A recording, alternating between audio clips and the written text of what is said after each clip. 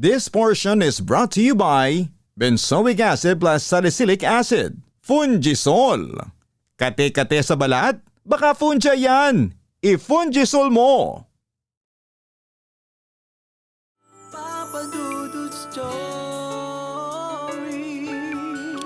Dear Papa Dudut, huwag kalimutan na mag-like, mag-share at mag-subscribe.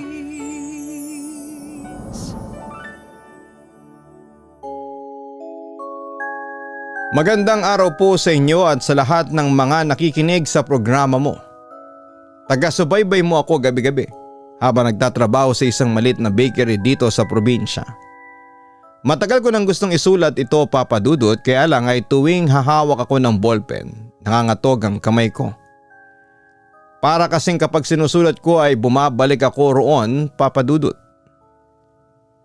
Babalik ako sa madilim, mabaho at nakakakilabot na lugar na yon.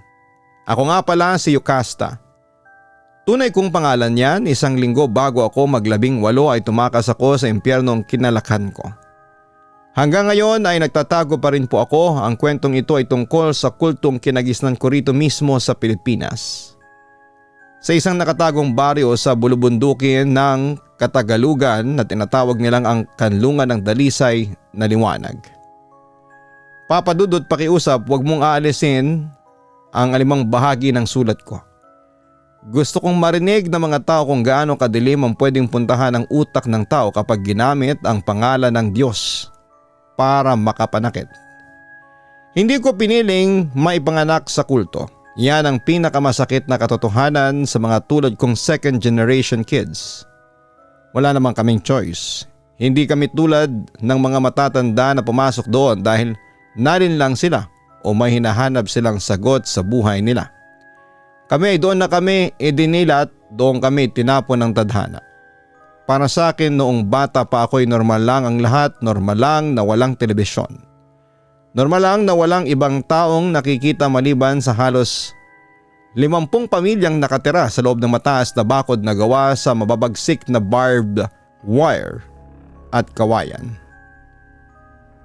Normal lang na ang damit namin ay mahabang purong puting saya na kailangan takpan ang buong katawan. Ang namumuno sa amin ay tinatawag naming Ama Supremo.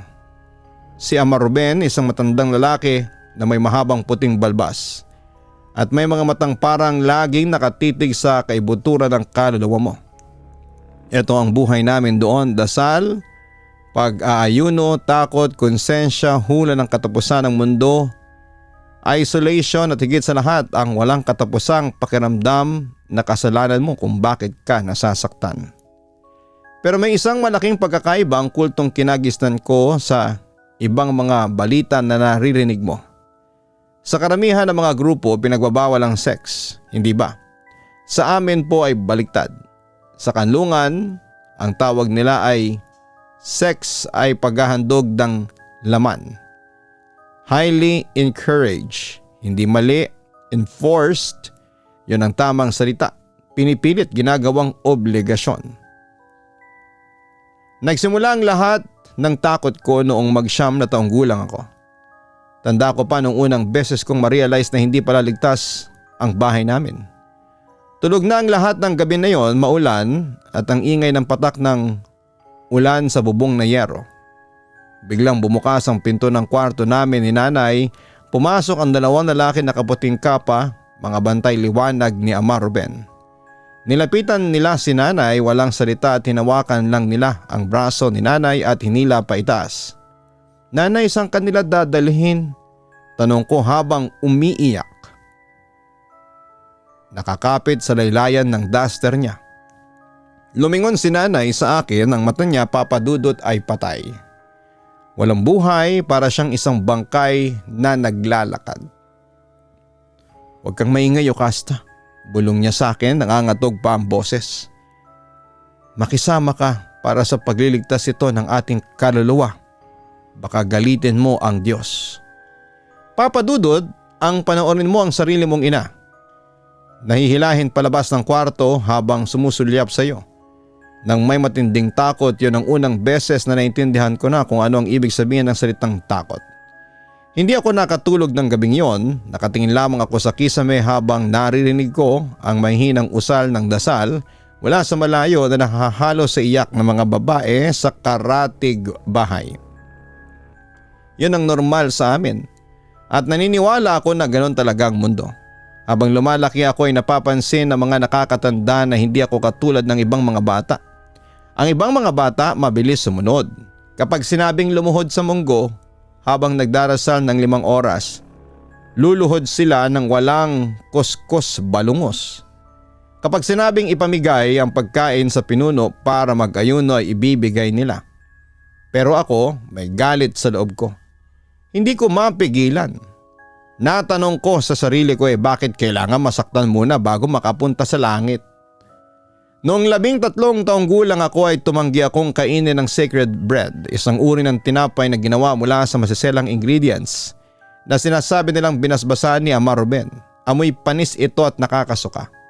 Nang ibagsak ko ang plato sa lupang sahig ay nagdilim ang paningin ng tatay ko at ng mga elders. Inaalilihan ka ng demonyo ng paghihimagsik, sigaw ng elder na si Kadan. Nang gabing yon, hinaltak nila ako. Ang lakas ng ulan sa labas, kiniladkad nila ako papunta sa likod ng kapilya, kung saan ay may maliit na kubo na gawa sa simento. Walang bintana, may isang mabigat na pintong bakal na may maliit lang na rehas sa itaas. Ang tawag nila doon ang silid ng paglilinis. 3 araw at 3 gabi ka rito, Yokasta, malamig na sabi ni Kadan habang itinutulak ako sa loob. Walang tubig, walang pagkain, magdasal ka hanggang sa lumabas na ang demonyo sa katawan mo. Pagkatapos ay sinarado nila ang pintuan. Dumilim ang buong paligid, walang liwanag, Papadudot. Subukan mong ipikit ang mga mata mo sa gitna ng hating gabi, ganon kadilim. Pero nakamulat ang mga mata mo. Ang amoy sa loob, amoy lumang dugo, amoy ihi at amoy amag. Napaupo ako sa basang semento. Nakaramdam agad ako ng may gumagapang sa binti ko. Mga ipis at hindi lang ipis. Narinig ko ang pamilyar na kaluskos ng mga daga sa sulok. Tulong nanay, patawad na po. Sigaw ko habang binabayo ang pintong bakal. Walang sumasagot. Ang tanging sumasagot lang sa akin ay ang eko ng sarili kong sigaw at ang ugong ng hangin sa labas. Pagdating sa 2nd araw, nagsimula na akong mag-hallucinate dahil sa dehydration at gutom. Sa sobrang dilim, pakiramdam ko ay lumaki ang kwarto at sumisilip pabalik para pitpitin ako. Nagsimula akong makarinig ng mga bulong sa tenga ko. Papatayin ka namin dito, hindi ka na makakalabas. Napayakap ako sa sarili ko na mga tuhod. Kinakain ko ang sarili kong mga labi para lang makainom ng kaunting dugo dahil sa sobrang uhaw. Sa tuwing pumipikit ako ay nakikita ko ang mga mukha ng mga elder na nakatitig sa akin sa dilim. May mga ngiting nakakakilabot. Nang sa wakas ay buksan nila ang pintuan pagkaraan ng 3 araw ay hindi na ako makatayo. Nagliliwanag ang paligid sa sobrang sakit sa mata ko. Kinaladkad nila ako palabas na parang isang basahang basang-basa sa sarili kong dumi at pawis. Natuto ka na ba, Yokasta? Tanong ni Ama Ruben habang nakatayo sa tapat ko, hawak ang kanyang baston. Nakaluhod ako sa putik, nangangatog, tumutulo ang laway, sa halip na magalit ay tumango ako. Opo, patawad po. Lumabas sa tuyo kong lalamunan. Yon ang araw na nalaman kong ang takot ay pwedeng pumatay ng kaluluwa ng isang tao kahit nabuhay pa ang katawan nito. Pero hindi doon natapos ang paghihirap ko. Nung mag-16 na taon ako, lalong lumala ang sitwasyon. Ayaw ko makipag-cooperate sa kanilang paghahandog ng laman. Tuwing ibinibigay ako sa matatandang lalaki sa kulto, mga lalaking doble o triple ang edad sa akin ay nawawalan ako ng pakiramdam at nawawalan ako sa sarili. Naninipa ako, nangangagat ako. Nangyari ang pinakanakakatakot na gabi sa buong buhay ko noong buwan ng Nobyembre. Isang gabi habang natutulog ako ay biglang bumukas ang pintuan ng aming kubo, hindi lang 2 o 3. 12 lalaki ang pumasok. at sila ay nakasuot ng itim na kapa at may hawak na mga kandila at latigo na gawa sa baging ng yantok. Huli na ang lahat para sa kanya, sabi ng pinuno ng grupo. Ang demonyo ng kalalangan ay nasa loob na ng kanyang dugo. Kailangan nating palayasin bago niya mahawahan ang buong baryo. Nagtangka akong tumakbo papunta sa bintana pero mabilis nila akong nahawakan. 4 na lalaki ang humawak sa akin. 2 sa mga kamay ko, 2 sa mga paa ko. Ibinagsak nila ako sa ibabaw ng isang malaking mesa sa gitna ng kapilya. Ang lamig ng kahoy ay tumatago sa manipis kong damit. "Bitawan niyo ako! Nanay, tatay, tulungan niyo ako!" sigaw ko. Nagpupumiglas ng buong lakas. Nakita ko ang nanay at tatay ko na nakatayo sa may pintuan ng kapilya pero nakayuko lamang sila. Umiiyak si nanay pero wala siyang ginagawa.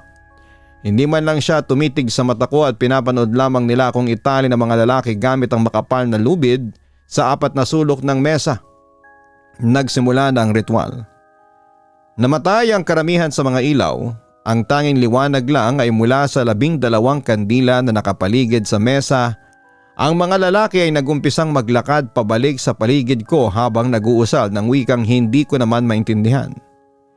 Isang nakakabinging koro ng mga bulong na parang bubuyog. "In nomine Sanctum Florifica." Biglang lumapit si Ama Ruben. May hawak siyang isang munting banga na naglalaman ng langis na amoy mabaho. Amoy bulok na laman at langis ng niyog.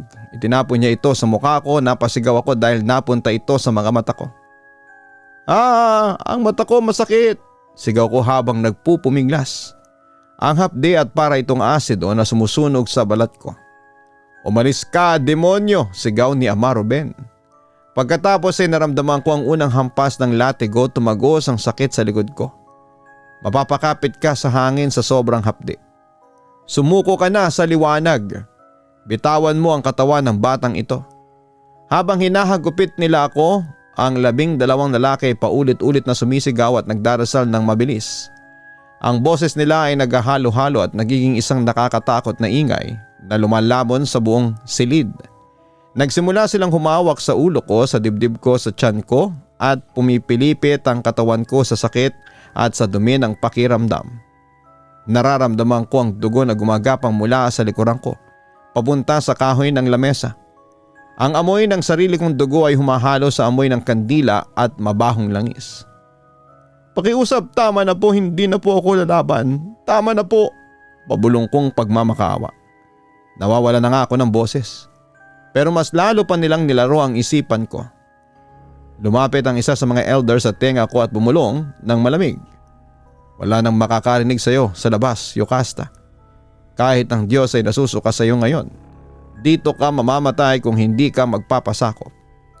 Sa oras na yon, Papa Dudut, naniwala ako sa kanila. Naniwala na talaga akong demonyo ako. Naniwala ako na karapat dapat akong masaktan. Yon ang pinaka nakakatakot na bahagi ng eksorsismo. Hindi lang ang sakit ng latigo kundi ang punto na pinalabas nilang ikaw ang may kasalanan ng sarili mong paghihirap. Ilang oras ang lumipas bago ako nawala ng malay. Sa gitna ng sarili kong dugo at luha, dumating ang oras na hindi ko na kaya. Naisip kong mamamatay man ako. Mas gusto kong mamatay habang tumatakbo kesa mamatay habang unti-unting kinakain ng impyerno itong mga kaluluwa ko. 1 linggo bago ako mag-18 ay dumating ang pagkakataon. May malaking pagtitipon ng buong kulto para sa gabi ng huling paghuhukom. 1 taonang ritual kung saan ang lahat ay kailangang mag-ayuno at magdasal mula hating gabi hanggang madaling araw sa loob ng kapilya. Ang lahat ng ilaw sa paligid ng bakod ay pinapatay para raw makita ang totoong liwanag ng langit. Nagtago ako ng isang maliit na kutsilyo sa kusina at ginamit sa pagkatay ng manok. Nagtago ako ng isang maliit na kutsilyo sa kusina na ginagamit sa pagkatay ng manok at isang lumang flashlight na patay sindi na ang balbula. Bandang 1:00 ng madaling araw habang ang lahat ay nakatungo sa kapilya at nagsisisigaw sa kanilang mga dasal. Dahan-dahan po akong gumapang palabas ng aming kubo. Umuulan ng malakas ng gabing yon. Ang ulan na naging kasama ko sa bawat takot ko ay siya ring naging proteksyon ko para hindi marinig ang mga yabag ko. Gumapang ako sa putikan, ang lamig ng lupa ay sumusuot sa buto ko. Pero ang puso ko ay nagwawala sa kaba. Bawat kaluskos ng dahon, bawat tayag ng hangin sa mga puno ng saging, pakiramdam ko ay humahagulhol sa akin. Nakarating ako sa likurang bahagi ng bakod, ang parting may sirang barbed wire na matagal ko nang napansin noong bata pa ako. Habang isinusuot ko ang katawan ko sa pagitan ng mga kalawangin at matatalim na kawad ay biglang may sumigaw mula sa may kapilya. Si Yokasta, wala si Yokasta, tubakas ang makasalanan. Tumunog ang malaking kampana ng kapilya. Ang tunog ng kampanang iyon ay parang hatol ng kamatayan sa akin. Narinig ko ang tahol ng mga aso. Nakita ko ang mga ilaw ng sulo na naglalabasan mula sa kapilya, mabilis na kumakalat sa buong paligid. Yokasta, bumalik ka rito. Uhukayin ng demonyo ang puso mo sa labas. Sigaw ng boses ng tatay ko mula sa malayo. Napasabit ang damit ko sa barbed wire, naipit ako. Panginoon, pakiusap. Kung may Diyos man sa labas ng lugar na ito, tulungan mo ako. Iyak ko habang pilit kong ginugupit o pinupunit ang duster ko gamit ang kutsilyo. Bumaba ang dugo sa braso ko dahil nasugatan ako sa barbed wire. Pero hindi ko naramdaman ang sakit. Ang tanging nasa utak ko labang ay ang mukha ng 12 lalaki at ang mabahong langis. Napunit ang damit ko, nakawala ako. Tumakbo ako ng walang tsinelas sa gitna ng madilim na gubat ng bundok. Walang daan, walang ilaw, sinasaksak ng mga matutulis na sanga ang mukha ko at mga binti ko. Ilang beses akong nadapa, gumulong sa putikan pero bumangon muli ako. Sa likod ko ay naririnig ko ang sigawan ng mga lalaki at lagitik ng mga sulu habang tinatahak nila ang gubat. Yokasta! Hindi ka makakatakas, sa amin ang kaluluwa mo. Para silang mga demonyo na nag-aalintunin sa dilim. Tumakbo ako ng tumakbo hanggang sa hindi ko na marinig ang mga boses nila. Hanggang sa ang tanging naririnig ko na lamang ay ang sarili kong mabilis at halos maputol na paghinga. Nakarating ako sa pambansang kalsada noong mag-aalas 5 ng umaga, basang-basa at puno ng putik ang katawan ko. Duguan at nakapa. Isang lumang pampasaherong jeep ang huminto sa tapat ko. Ang driver ay isang matandang lalaki na may mawaing muka at nagulat nang makita ako. Naku Ining, anong nangyari sa iyo? Bakit ganyan ang itsura mo? Tanong niya. Lumingon ako sa likod ko sa madilim na bulubundukin kung saan nakatago ang kanlungan. Pumasok ako sa loob ng jeep, napaupo sa sahig at doon ako humagulhol ng walang patid. Yun ang unang beses sa buong buhay ko na umiyak ako ng hindi natatakot na hampasin ako ng latigo. Papadudot, 7 taon nang nakalipas mula nung gabing yon. Nasa malayong lugar na ako ngayon, nagtatrabaho, nagbabayad ng sariling upa, kumakain ng gusto ko, malaya na ako. Pero ang totoo ay hindi pa rin ako ganap, nakakalabas sa kulto. Nang magsimula ako makihalubilo sa mga normal na tao sa labas ay narealize ko kung gaano ako kasira. Nung unang beses na may nag-invite sa akin sa isang birthday party ay nagpanik ako. Hindi ko alam kung paanong makipag-usap. Kapag may nagtatanong sa akin kung ano ang paborito kong musika o pagkain ay natutulala ako. Kasi sa buong buhay ko ay pinagbawal ang magkaroon ng sariling gusto. Mas malala pagdating sa pakikipag-date at relasyon. Subukan mo magkaroon ng boyfriend habang ang pagtingin mo sa sex at touch ay puro pang-aabuso, takot at obligasyon. Nung unang beses na may humawak sa kamay ko, na may pagmamahal ay nanginig akong napaupo sa kalsada, napayakap sa ulo ko dahil akala ko ay sasaktan ako. Hindi ko maintindihan ang consent. Hindi ko maunawaan na ang isang tao ay pwedeng magmahal ng walang kapalit na sakit. Naging dahilan yon para maging sarado ako. Nilayo ko ang sarili ko sa lahat hanggang ngayon natutulog ako na may patalim sa ilalim ng unan ko at bukas ang ilaw sa banyo dahil natatakot pa rin ako sa sobrang dilim. At para sa mga nagtatanong, hindi papadudot, hindi na ako relihiyoso sa kahit na anong paraan. Para sa akin ang relihiyon kapag ginamit ng maling tao para madaig ang isipan ng iba ay isang kanser na pumapatay sa pagkatao ng bata. Wala akong gustong anibang simbahan, ang paniniwala ko na lang ngayon ay ang maging mabuting tao sa kapwa ko nang walang betrayal o takot sa impyerno. Sa mga nakikinig ngayon na nakaranas ng ganitong uri ng pang-aabuso, Sa loob man ng pamilya, sa isang grupo o sa isang organisasyon, gusto kong sabihin sa inyo na malaya kayo. May kakayahan kayong maging malaya. Wala silang kapangyarihan sa inyo at ang mga banta nila tungkol sa sumpa, impyerno at galit ng Diyos, mga salita lamang yon na ginawa nila para manatili kayong nakakulong sa takot. Ngayon, kapag gumigising ako sa umaga at nakakaladkad ako sa kalsada na hawak ko ang sarili kong oras, humihinga ako ng malalim at ang bawat paghinga na yon, ang hangin na walang bayad, walang takot at walang latigo ay mas masarap pa sa kahit na anong pangako ng langit na ibinebenta nila. Maraming salamat po sa pagbabasa, Papa Dudut. Lubos na gumagalang, Yocasta. Ang buhay mo ay hindi nagsisimula at nagtatapos sa loob ng kanlungan. Ang pinakamalaking hakbang at pinakamatapang na gawaing nagawa mo ay ang pagtakas sa gitna ng kadiliman.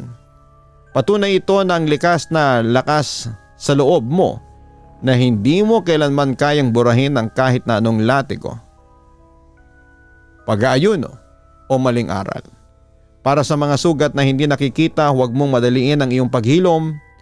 Ang nararamdaman mong takot sa dilim, ang pag-aalinlangan sa ibang tao at ang hirap sa pakikipagkapwa ay hindi kapintasan.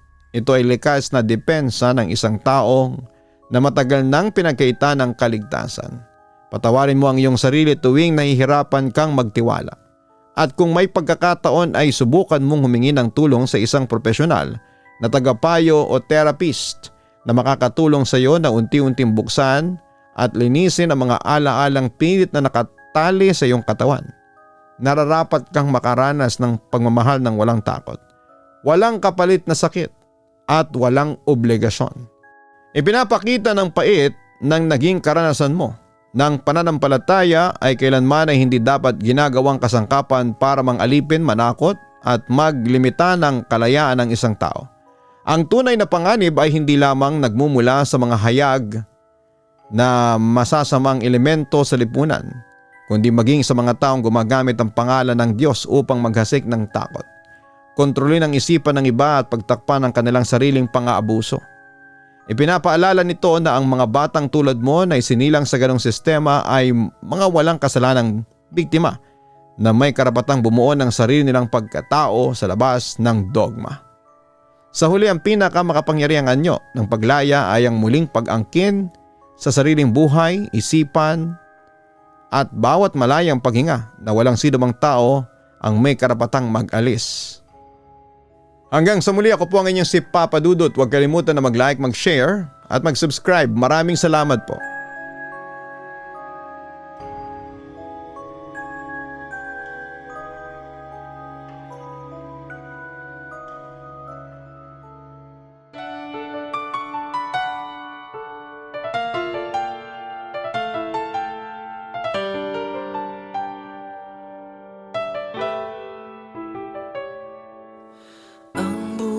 Ay mahiwaga, laging may lungkot at saya. Sa Papa Dudut Stories, laging may karamay ka.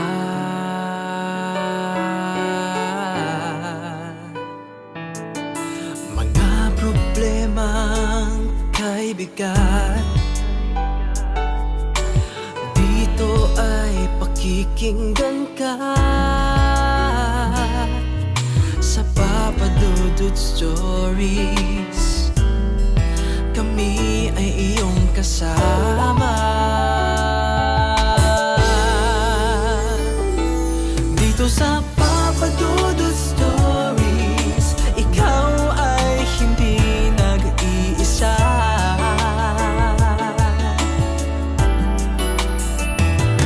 Dito sa Papa Dudut Stories, may nagmamahal sa'yo. Papa Dudut Stories, Papa Dudut Stories, Papa Dudut Stories.